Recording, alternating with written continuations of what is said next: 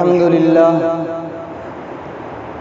لله وكفى وسلام على عباده الذين اصطفى أما بعد فقد قال الله تبارك وتعالى فأعوذ بالله من الشيطان الرجيم بسم الله الرحمن الرحيم لن ينال الله لحومها ولا دماؤها ولكن يناله التقوى منكم وقال تبارك وتعالى في مقام آخر إني أرى في المنام أني أذبحك فانظر ماذا ترى قال يا أبت افعل ما تؤمر ستجدني إن شاء الله من الصابرين وقال تبارك وتعالى وناديناه أن يا إبراهيم قد صدقت الرؤيا إنا كذلك نجزي المحسنين وفديناه بذبح عظيم وتركنا عليه في الآخرين صدق الله المولانا العظيم ونحن على ذلك لمن الشاهدين والشاكرين والحمد لله رب العالمين۔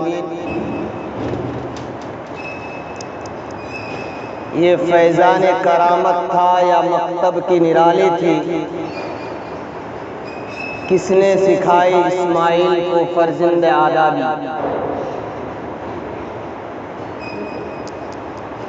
محترم بزرگوں،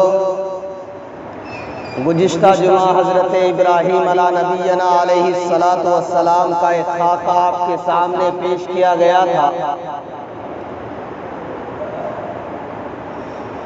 پورے ملک کے اندر، پوری دنیا میں 2 دن بڑی خوشی کے ساتھ منائی جاتی ہے۔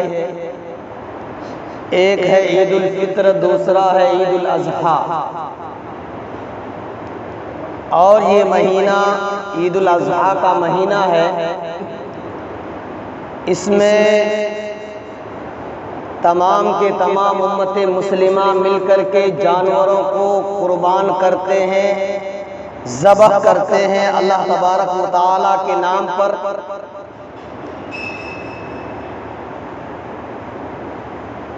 حضرت ابراہیم علیہ نبینا علیہ السلام نے اللہ تبارک و تعالیٰ سے ایک بیٹا مانگا تھا۔ جیسے ہی اللہ تعالیٰ نے اسے بیٹا عطا فرمایا، اللہ تعالیٰ نے کہا رب انہن اسکنت من ذریتی بواد غیر ذی زرع عند بیتک المحرم۔ اے ابراہیم، اپنی نوجوان بیوی اور اپنے شیرخوار بچہ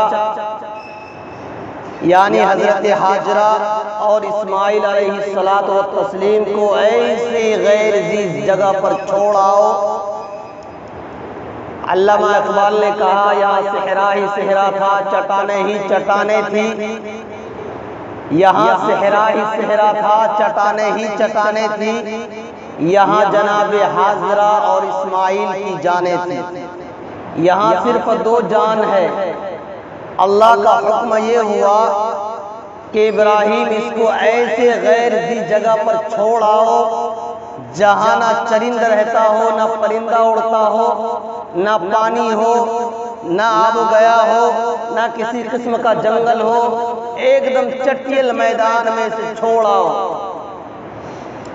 حضرت ابراہیم علیہ السلام اللہ تبارک و تعالیٰ کے حکم سے اپنے شیرخوار بچہ اور اپنی نوجوان بیوی حضرت حاجرہ کو ایسی جگہ پر چھوڑ آیا جس جگہ پر آدمی، جس جگہ پر پرندہ چرندہ تو وہ دور کی بات ہے، ایسی جگہ چھوڑ آیا جہاں جنگل بھی نہ تھا، صرف چٹیل اور ریتیلے میدان تھا۔ اور پورے میدان کے اندر صرف 2 جانیں تھیں، ایک حاجرہ ہے، دوسرا حاجرہ کا بچہ ہے، حضرت اسماعیل علیہ السلام کی جان ہے۔ کچھ دن کے بعد حضرت ابراہیم علیہ السلام جب اسے چھوڑ کر جانے لگے، حضرت حاجرہ کہنے لگی کہ سردار، اے میرے سرتاج، آپ ایسی چٹیل میدان میں مجھے چھوڑ کر جا رہے ہیں جہاں نہ پانی ہے، نہ کھانا ہے، نہ چرندہ ہے، نہ پرندہ ہے، نہ جنگل ہے، چٹیل میدان میں مجھے چھوڑ کر جا رہے ہیں۔ حضرت ابراہیم علیہ السلام پر صبر استقلال کا ضابط غالب تھا۔ انہوں نے انہیں مڑ کر جواب نہیں دیا اور حضرت ابراہیم علیہ السلام وہاں سے چلتے بنے، پیچھے مڑ کر نہیں دیکھا۔ جب کچھ دور نکل گئے تو پیچھے مڑ کر دیکھا کہ دونوں آنکھوں سے اوجھل ہو چکے ہیں، یعنی میری آنکھوں سے دونوں غائب ہو چکے ہیں ایسے میدان میں۔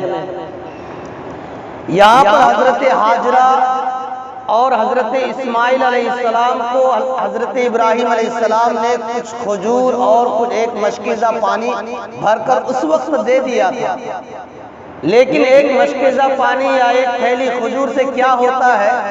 ابھی شیر خوار بچہ ہے، دودھ پیتا بچہ ہے حضرت ابراہیم اسماعیل علیہ السلام۔ کچھ دن کے بعد وہ کھجور کی تھیلی بھی ختم ہو چکی، پانی بھی ختم ہو گیا۔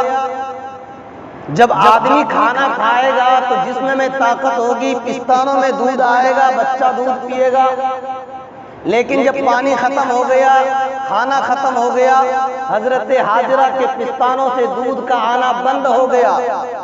بچہ رونے اور چلانے لگا، بچہ چیخنے اور بلکنے لگا۔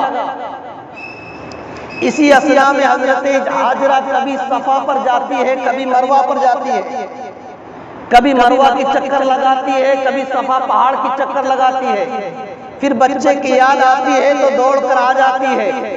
یہ مرحلہ حضرت حاجرہ نے 7 مرتبہ کیا۔ اللہ تبارک و تعالیٰ نے تا قیامت سے اپنا نشانی بتا دیا۔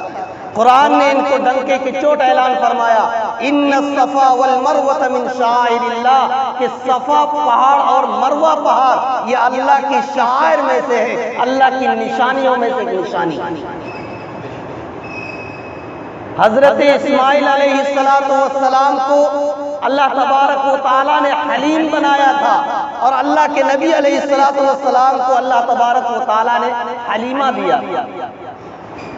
ایک کو حلیم بنایا تھا، ایک کو حلیمہ دیا گیا تھا، ایک زمزم والا نکل گیا تو ایک کوثر والا بن گیا۔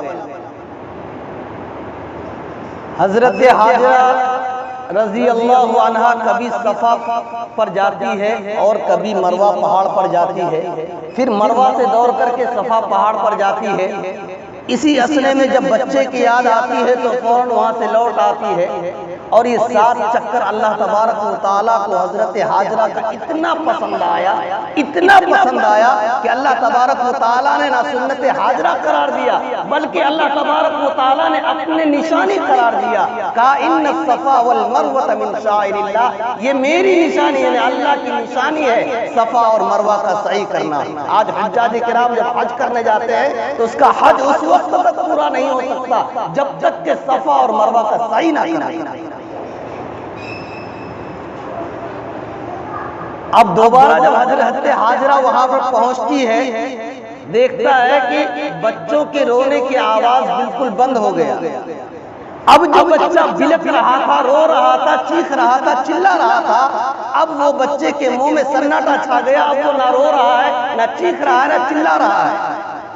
حضرت حاجرہ وہاں سے دوڑ کر آتی ہے تو کیا دیکھتی ہے کہ وہ جگہ جہاں حضرت اسماعیل علیہ السلام کو حضرت حاجرہ سلا کر گئی ہے، اس کے ایڑی کے نیچے سے پانی کا چشمہ نکل آیا۔ زمزم یہ پانی کا نام نہیں ہے، زمزم یہ کنویں کا نام ہے۔ زمزم کے معنی عربی میں آتا ہے رک جا، ٹھہر جا۔ اللہ کے نبی علیہ السلام جب قربانی کا تذکرہ اپنے صحابہ کے سامنے پیش کر رہے تھے اور کہہ رہے تھے کہ اگر حاجرہ اس وقت زمزم نہ کہتی تو آج یہ زمزم کا پانی پوری دنیا میں پھیل جاتا، یہ جنت کا پانی پوری دنیا کے اندر ملتا۔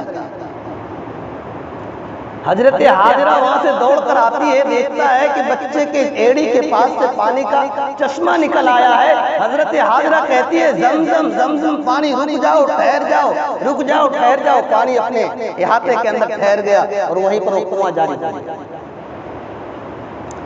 اب کچھ دن کے بعد قبیلے بنو جرہم کے ادھر سے گزر ہوتا ہے اور دیکھتا ہے کہ اس کنویں کے اوپر کچھ پرندہ اڑ رہا ہے۔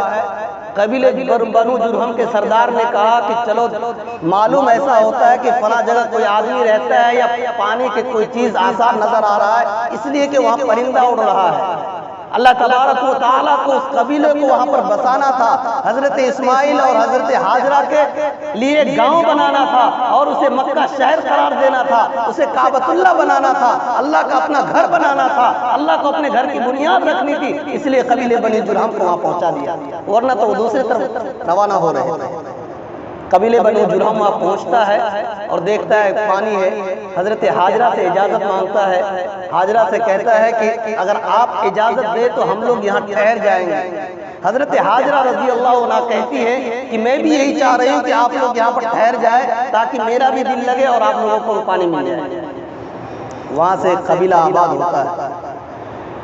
ابھی اسی مرحلے میں حضرت اسماعیل علیہ السلام کا عمر 7 سال کا ہوتا ہے، ایک روایت کے مطابق، دوسری روایت کے مطابق 9 سال کا ہوتا ہے۔ 7 سال ہو یا 9 سال ہو، 10 سال سے کم عمر کو حضرت اسماعیل پہنچتا ہے۔ اللہ تبارک و تعالیٰ کی طرف سے ایک بڑا امتحان آتا ہے، ایسا امتحان جو تا قیامت تک آنے والے لوگ کرتا رہے گا، سنت ابراہیم قرار دیا گیا اسے۔ اللہ تبارک و تعالی حضرت ابراہیم کو ایک دن خواب میں کہتا ہے، نبی کا خواب سچا ہوتا ہے، اس لیے کہ نبی جس طرح بذریعہ خود اس حضرت فرشتوں کو، ملائکہ کو، حضرت جبرائیل کو دیکھتا ہے اور وحی لے کر اترتا ہے، ان کے خواب میں اگر کوئی بات کہا جائے تو وہ بھی وحی ہوتا ہے، وہ بھی سچا ہوتا ہے۔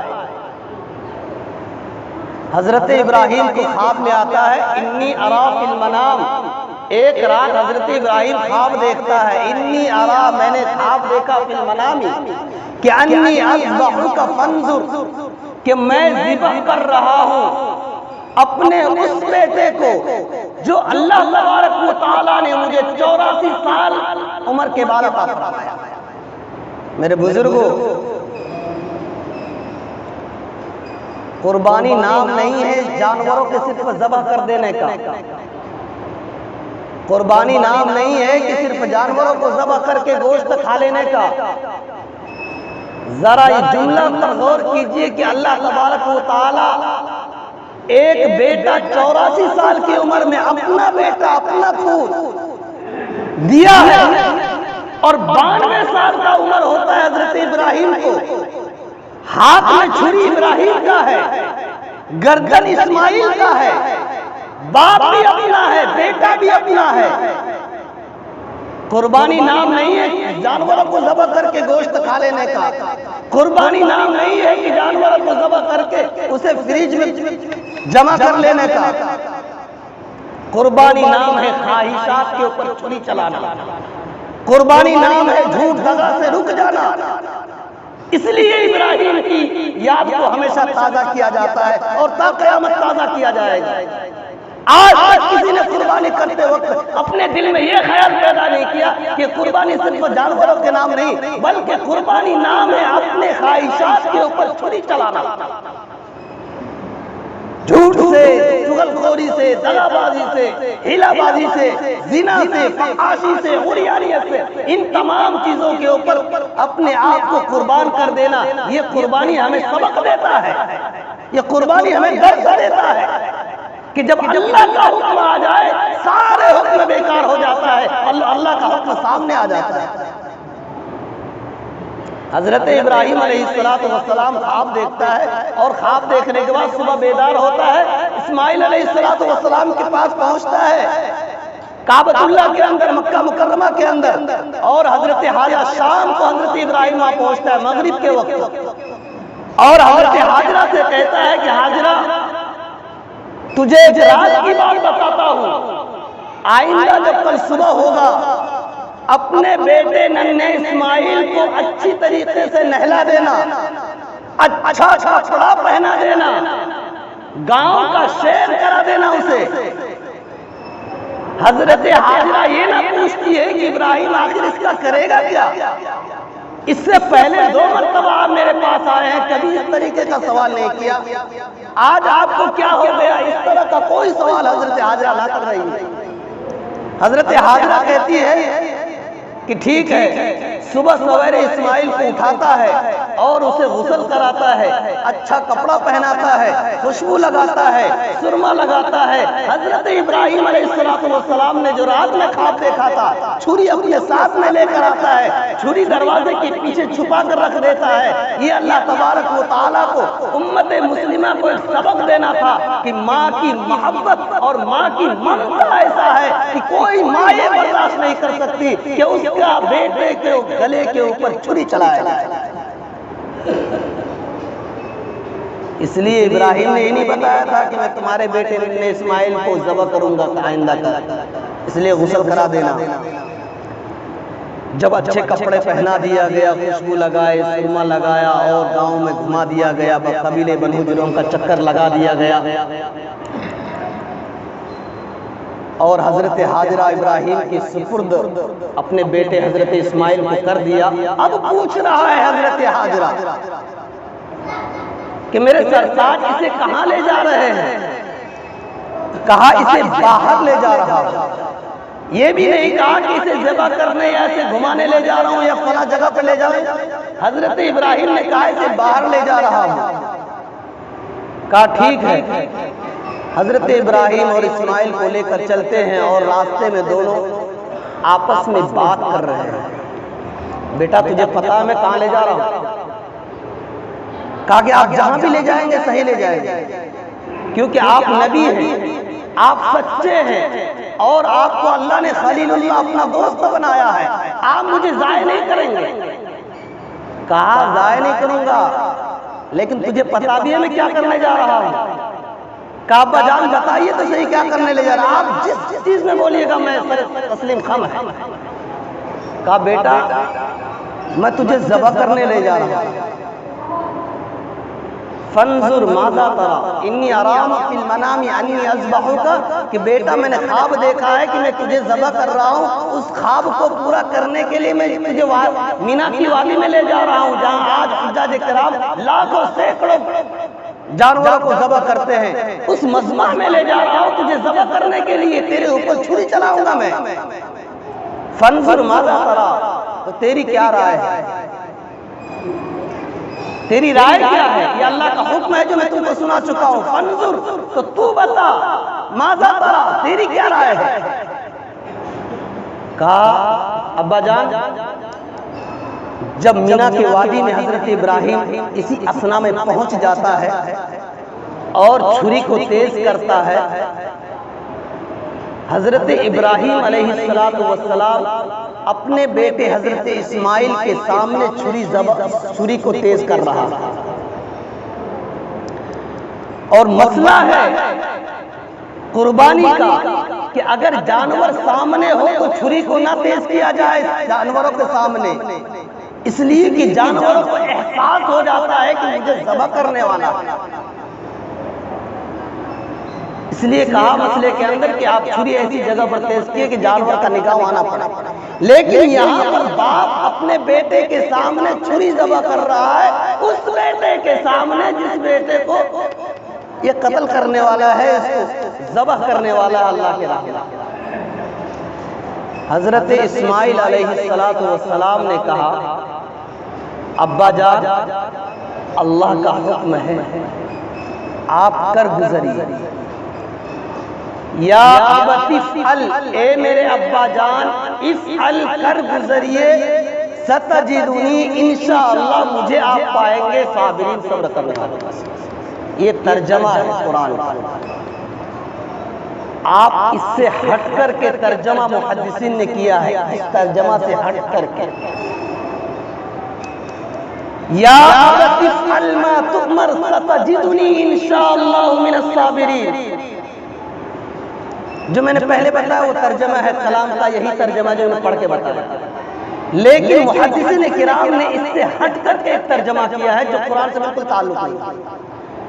یعنی اسماعیل اپنے الفاظ میں یوں کہہ رہا ہے کہ ابا جان آپ کیا کر رہے ہیں، جلدی کیجئے، کہیں ایسا نہ ہو کہ یہ حکم ختم ہو جائے اور میں ذبح نہ ہوں۔ اللہ کا حکم آپ کے سامنے بیکار ہو جائے، آپ جلدی کر گزریے اس کام کو۔ لیکن اس سے پہلے ایک بات بتاتا ہوں، کیونکہ آپ باپ ہیں، شفقت قدری آپ کے سامنے پڑا ہوا ہے، باپ کی محبت آپ کے پیٹ میں ہے، آپ کے دلوں میں، آپ کے دماغ میں ہے۔ ہو سکتا ہے کہ آپ کی محبت میرے سامنے آ جائے، اس لیے میرے آنکھوں پر پٹی باندھ دیجئے، مجھے الٹا لیٹا دیجئے، پیچھے کر کے میرا ہاتھ باندھ دیجئے، میرا پیر بھی باندھ دیجئے، تاکہ میں حرکت نہ کر سکوں، آپ کو ذبح کرنے میں کوئی پریشانی نہ ہو۔ اگر چہرہ میرے سامنے ہوگا، چہرہ آپ کے سامنے ہوگا، تو اس وقت بات کی شفقت جوش میں آ جائے گا، چھری ہاتھ سے چھوٹ جائے گا، اور اللہ کا حکم ضائع ہو جائے گا، اللہ کا حکم بیکار ہو جائے گا، آپ حکم پر کھڑے نہیں اتر پائیے گا۔ اس لیے میرے ابا جان، میں آپ کو ایک مشورہ دیتا ہوں کہ آپ میرے ہاتھوں کو پیچھے کر کے باندھ دیجئے، اور میرے آنکھوں پر پٹی باندھ دیجئے، میرے پیروں کو اچھی طرح مضبوط سے باندھ دیجئے، مجھے الٹا لیٹا دیجئے، اس کے بعد میرے حلقوم پر چھری چلائیے، نہ آپ کو میں دیکھوں گا، نہ آپ مجھے دیکھ پائیں گے۔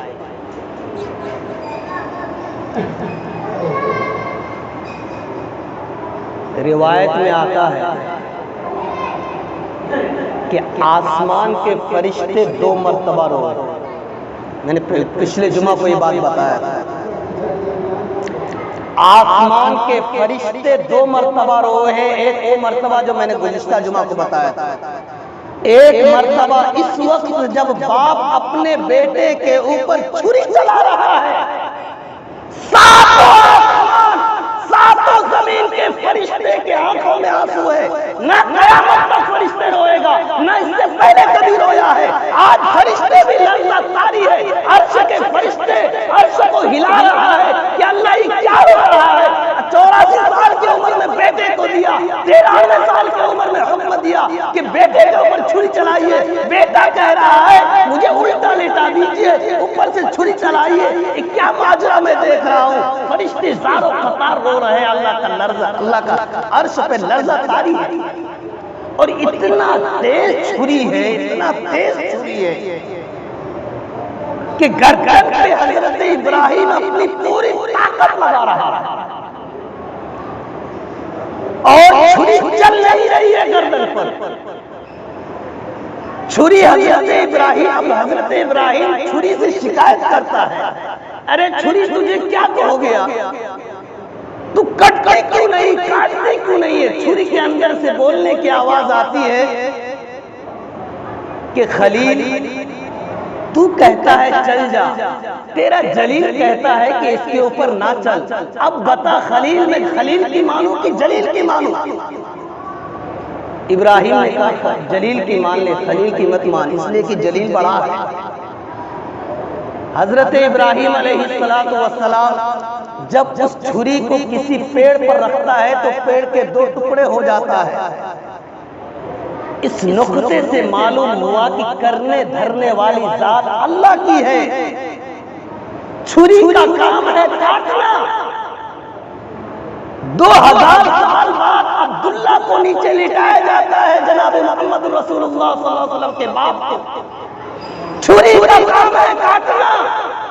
عبداللہ کے گلے پر چھری نہیں چل پا رہا ہے، وہی چھری 100 اونٹ کو ذبح کر دی، عبداللہ بچ گیا۔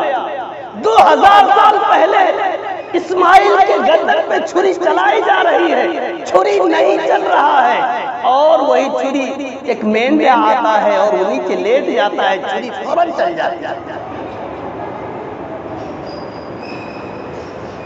میرے بزرگوں، یہ وہ منظر تھا، یا تو آپ یا تو معاشرہ امت مسلمہ ان تمام واقعات کو پانی پھیر دے، قرآن کا انکار کر ڈالو، قرآن کو بھلا دو، رسول کا انکار کر دو، جہنم میں آگ لگا دو، پھر جو مرضی وہ کرو، جھوٹ خوب بولو، دغا بازی خوب کرو، دوسرے کے ساتھ دھوکہ دھڑی خوب کرو، لیکن اللہ کا تحقیق کردہ ہے، قیامت تک نہ مٹے گا نہ مٹایا جائے گا۔ ایک دن تجھے مرنا ہے، آخر موت ہے، کر لے جو کرنا ہے، آخر موت ہے۔ لاکھوں سینکڑوں واقعات تمہارے سامنے ہیں، قربانی نام نہیں ہے کہ جانوروں کو ذبح کر کے گوشت کھا لیا، گوشت کو فریج میں بند کر کے رکھ دیا۔ بہت سارے غریب آپ کے قربانی کے گوشت کا انتظار کرتا ہے، اس کا بچہ کہتا ہے کہ اماں جان آپ کیوں نہیں قربانی کیے؟ اماں کہتا ہے کہ بیٹا رک جاؤ، ابھی کہیں سے گوشت آئے گا، کوئی اللہ کا بندہ ہمارے گھر گوشت پہنچائے گا، میں بھی پکاؤں گی گوشت، تم کھا لینا۔ اور آج مہینوں مہینوں لوگ گوشت کو اپنے فریجوں میں بھر کر کے رکھتے ہیں، یہ قربانی نہیں۔ اللہ فرماتا ہے لن ینال اللہ لحومها ولا دماؤها ولکن ینالہ التقوی منکم، نہ اللہ کے پاس تمہارا گوشت پہنچتا ہے، نہ اللہ کے پاس تمہارا خون پہنچتا ہے، ولکن ینالہ التقوی، لیکن اگر اللہ کے پاس کوئی چیز پہنچتا ہے تو تمہارا تقوی پہنچتا ہے، تمہاری نیت پہنچتی ہے، تمہارا اخلاص پہنچتا ہے۔ اللہ کو قربانی کی کیا ضرورت ہے؟ اللہ گوشت کی کیا ضرورت ہے؟ کوئی ضرورت نہیں اللہ کو۔ اس لیے میرے دوستو ایک ایسی داستان ہے جو ہمیشہ دہرائی جاتی ہے، ہر سال دہرائی جاتی ہے، تا قیامت دہراتی جائے گی۔ حضرت اسماعیل علیہ السلام نیچے لیٹا ہوا ہے، 3 مرتبہ ذبح کرنے کی کوشش کر رہا ہے، لیکن اسماعیل کو وہ چھری نہیں کاٹ پا رہی ہے۔ اللہ تبارک و تعالیٰ کا عرش جوش میں آتا ہے اور اللہ تبارک و تعالیٰ جبرائیل کو حکم دیتا ہے جبرائیل جلدی جنت میں جا، میرا خلیل پریشان ہے۔ وہاں سے مینڈا اٹھا اور اسماعیل ذبیح اللہ کو کھینچ لے، مینڈا کو نیچے لیٹا۔ اسی اثنا میں حضرت جبرائیل علیہ السلام جنت پہنچتا ہے، وہاں سے ایک مینڈا لے کے آتا ہے اور اسماعیل کو پیچھے کھینچتا ہے اور مینڈا کو لیٹایا جاتا ہے۔ مینڈا کے اوپر چھری چل جاتی ہے۔ ابراہیم علیہ السلام خوش ہوتا ہے، اب میں کامیاب ہو گیا۔ جیسے آنکھوں پر سے پٹی ہٹاتا ہے تو دیکھتا ہے کہ سامنے اسماعیل بھی مسکرا رہا ہے اور سامنے جبرائیل بھی مسکرا رہا ہے۔ اللہ تبارک و تعالیٰ سے ابراہیم نے شکایت کی، اللہ کون سا کسر باقی رہ گیا، میں نے کون سی نافرمانی کر دی کہ تم نے میرے بیٹے کو اپنے نام پر ذبح ہونے نہیں دیا۔ اللہ تبارک و تعالیٰ کی طرف سے فوراً آیت کریمہ حضرت جبرائیل علیہ السلام لے کر آتا ہے اور اعلان کرتا ہے قد صدقت الرؤیا، ابراہیم تو نے اپنی خواب کو سچ کر دکھایا، وفدیناہ بذبح عظیم، تیری قربانی کو میں نے قبول کر لیا، تیرے بیٹے کی قربانی کو قبول کر لیا۔ تا قیامت لوگ آئے گا اسماعیل ذبیح اللہ کہے گا، تا قیامت لوگ آئے گا ابراہیم خلیل اللہ کہے گا، نہ کہ اسماعیل نہ ابراہیم کہے گا۔ ابراہیم قربان نہیں ہوا لیکن نام اسماعیل قربان نہیں ہوا، لیکن اسماعیل کے نام ذبیح اللہ لگ گیا، اسماعیل ذبیح اللہ۔ جتنے قیامت تک لوگ قربانی کریں گے ان تمام کا ثواب حضرت اسماعیل علیہ السلام کو پہنچے گا۔ یہ قربانی کا تھوڑا سا نقشہ آپ کے سامنے کھینچ کر بیان کیا، ورنہ داستان تو اتنی لمبی ہے کہ اگر مہینہ بھر بیان کیا جائے تو کم۔ اب تھوڑا سا مسئلہ آپ سمجھ لیں، جو غیر پڑھا لکھا طبقہ، اللہ کے نبی علیہ السلام نے فرمایا قیامت کی بہت ساری نشانیاں ہیں، ان میں سے ایک نشانی یہ ہے کہ آدمی مسئلہ ان سے پوچھے گا یا مسئلہ بتانے والا وہ شخص ہوگا نہ خود بھی گمراہ ہو جائے گا، دوسروں کو گمراہ کر دے گا، خود بھی گمراہ ہو جائے گا، دوسروں کو گمراہ کر دے گا۔ اس لیے کہ خود کا علم نہیں تھا وہ مسئلہ بتایا ایسے لوگوں کو جس کے پاس علم نہیں تھا، تو خود تو گمراہ ہوا، دوسروں کو گمراہ کر دیا۔ یہ قیامت کی نشانیوں میں سے نشانی۔ تو کچھ مسئلہ ہے قربانی کا، 5 منٹ کے اندر آپ سمجھ لیجیے۔ ایک مسئلہ یہ ہے کہ اگر آپ مالک نصاب ہیں، آپ پر قربانی واجب ہے اور آپ اپنے ماں باپ سے جدا ہے، یہ مسئلہ بہت گاؤں چلتا ہے۔ اگر آپ اپنے ماں باپ سے جدا ہے یعنی الگ اور آپ صاحب نصاب کے بقدر آپ مالک ہیں، مال کا مالک ہے، تو قربانی آپ پر فرض واجب ہے، آپ پر قربانی واجب ہے۔ اور اگر ماں باپ آپ کے زندہ ہیں، آپ بھی مالک نصاب میں سے ہیں، آپ چاہتے ہیں کہ میں اپنی قربانی اپنی ماں کی طرف سے کروں یا اپنے باپ، وہ ماں باپ جو زندہ ہے، یہ الگ مسئلہ بتا رہا ہوں۔ اگر آپ کے ماں باپ والدین میں سے کوئی زندہ ہے اور آپ چاہتے ہیں کہ میں اپنی قربانی اپنے باپ کے نام سے کروں، جبکہ آپ بھی نصاب کے مالک ہیں، آپ کا باپ نہیں ہے، تو ان کی اجازت سے آپ ان سے اجازت لے کہ میں چاہتا ہوں کہ یہ قربانی آپ کے نام سے ہو۔ اگر وہ اجازت دے دیتا ہے تو آپ کے اوپر جو واجبات قربانی تھا وہ ادا ہو جائے گا۔ اور اگر آپ کے ماں باپ دنیا سے چلے گئے، اللہ کی رحمت میں پہنچ گئے اور آپ پر قربانی واجب ہے، واجب قربانی اگر آپ پر ہے تو پہلے آپ واجبات قربانی ادا کیجئے۔ اگر آپ کے پاس اور بھی وسعت ہے اور بھی دینا چاہتے ہیں اسی 3 دن کے اندر، اس کے اگلے سال نہیں، اسی 3 دن کے اندر اگر آپ دینا چاہتے ہیں تو اپنے امی کے نام سے جو مرحومہ ہے، اپنے والد صاحب کے نام سے جو مرحوم ہے، اپنے نبی کے نام سے، نبی کے ازواج مطہرات کے نام سے آپ اس وقت دے سکتے ہیں جب اپنی واجبات قربانی آپ ادا کر دیں۔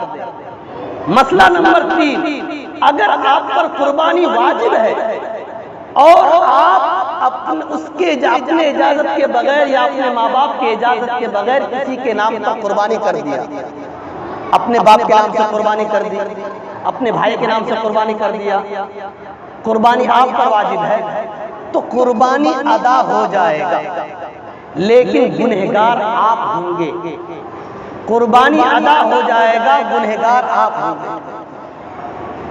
5واں مسئلہ یہ ہے کہ بہت سارے لوگ کہتے ہیں کیا پہلے ہم عقیقہ کریں گے بعد میں قربانی کریں گے۔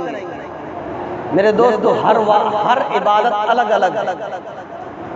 کوئی یہ چاہے کہ ابھی جمعہ کا وقت ہے، جمعہ کی نماز ہے، چلو میں عصر کا نماز پڑھ لیتا ہوں، تو ایسا نہیں۔ عصر کے وقت میں عصر کی نماز، جمعہ کے وقت میں جمعہ کی نماز، ظہر کے وقت میں ظہر کی نماز۔ عقیقہ یہ الگ عبادت ہے، قربانی یہ الگ عبادت ہے۔ عقیقہ سے قربانی سے کوئی تعلق نہیں ہے۔ اگر آپ نے اپنے نام عقیقہ، تو اصل میں عقیقہ کا مسئلہ یہ ہے کہ جس وقت بچہ پیدا ہو، چھٹے دن اس کا نام رکھ لیا جائے، اس کے بالوں سے، اس کے سروں سے بال اتار کر کے اس کے بقدر آپ صدقہ کر دیں اور اسی دن آپ عقیقہ کر لیں، یہی طریقہ، یہی سنت ہے۔ لیکن اگر پھر بھی آپ عقیقہ کرنا چاہتے ہیں اور آپ پر واجب ہے، مثال کے طور پر ابھی کچھ آدمی ہیں ان کے اوپر قربانی واجب ہے، ان کا کہنا تھا کہ میں یہ سوچ رہی تھی کہ میں پہلے عقیقہ کر لوں، اس لیے کہ میرا عقیقہ نہیں ہوا، تو آپ عقیقہ مت کیجئے۔ اگر آپ پر قربانی واجب ہے تو آپ پہلے قربانی کے جانوروں کو ذبح کیجئے اپنے نام سے، اور اس کے بعد بھی آپ کے پاس مال ہے، وسعت ہے، تو آپ اپنے نام کا عقیقہ کیجئے، اپنے بچوں کے نام کا، جس کا نام کرنا ہے، پہلے واجبات قربانی ادا کیجئے۔ دوسری بات یہ ہے کہ آپ 1 سال سے قربانی کا انتظار کرتے ہیں اور اس قربانی کے جانور کو، جیسا کہ گزشتہ سال ایک صاحب نے قربانی کو ذبح کیا، اس کا جسم سر دھڑ سے جدا کر دیا، آپ سال بھر سے ایک جانور کو بڑے پیار سے پالتے ہیں، بڑا کرتے ہیں، شفقت کرتے ہیں، محبت کرتے ہیں، تاکہ اس کو آئندہ سال قربانی میں پیش کریں، اور آپ بغیر دعا پڑھے، بغیر بسم اللہ پڑھے ان جانوروں کو آپ ذبح کرتے ہیں، آپ کے قربانی کہاں سے ہوگا؟ قربانی تو ادا ہو جائے گا لیکن جو ثواب ہونا چاہیے تھا وہ نہیں پہنچے گا۔ اس لیے آپ کو پہلے یاد کرنا چاہیے تھا، پھر ہی بتا دیتا ہوں، آپ سب سے پہلے کریں گے یہ، اگر آپ اپنے سے جانور ذبح کرتے ہیں تو جانوروں کا چہرہ قبلہ رخ ہونا چاہیے، جانوروں کو ذبح سلا دیجئے، ان کا چہرہ قبلہ رخ کر دیجئے، اور جس چاقو سے جانور کو ذبح کرنے والے ہیں اس چاقو کو بہت تیز رکھیے، اچھے سے اس کا پیر ہاتھ پکڑ لیجئے، اب اس کے بعد آپ دعا پڑھیے، انی وجہت وجہی للذی فطر السماوات والارض حنیفا وما انا من المشرکین۔ قل ان صلاتی و نسکی و محیای و مماتی للہ رب العالمین لا شریک لہ بذالک امرت وانا اول المسلمین. یہ دعا پڑھنے کے بعد آپ پڑھیے اللہم تقبل منی ومن حبیبک منی کی جگہ جس کے نام سے قربانی ہو رہا ہے اللہم تقبل من سلیمان، اس طرح منی کی جگہ اس کا نام لینا ہے، من حبیبک ابراہیم خلیل کا، اس طرح دعا آپ کو پڑھ کر کے پھر بسم اللہ اللہ اکبر کر کے آپ قربانی کے جانوروں کو، یہ طریقہ ہے ذبح کرنے کا انشاءاللہ.